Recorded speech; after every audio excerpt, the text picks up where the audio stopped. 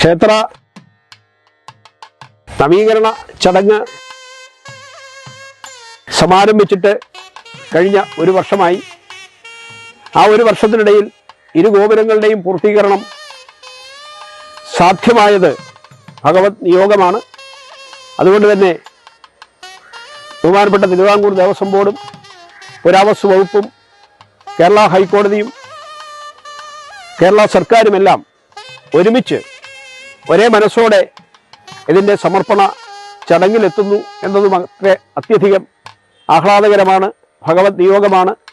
ബഹുമാനപ്പെട്ട ദേവസ്വം മന്ത്രി ശ്രീ വി.എൻ. വാസവൻ ചടങ്ങ് ഉദ്ഘാടനം ചെയ്യും. ബഹുമാനപ്പെട്ട കേരള ഹൈക്കോടതി judge Shri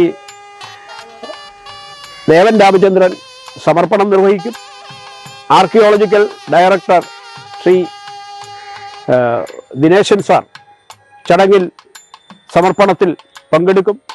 Devaswom board president Prasanth, Devaswom board member Ajikumar തുടങ്ങിയവരുടെ എല്ലാം സാന്നിധ്യം കൊണ്ടും ഈ ചടങ്ങ് അനുഗ്രഹീതമാവും. എല്ലാ ഭക്തജനങ്ങളെയും ആ ചടങ്ങിലേക്ക് സാദരം ക്ഷണിക്കുകയാണ്.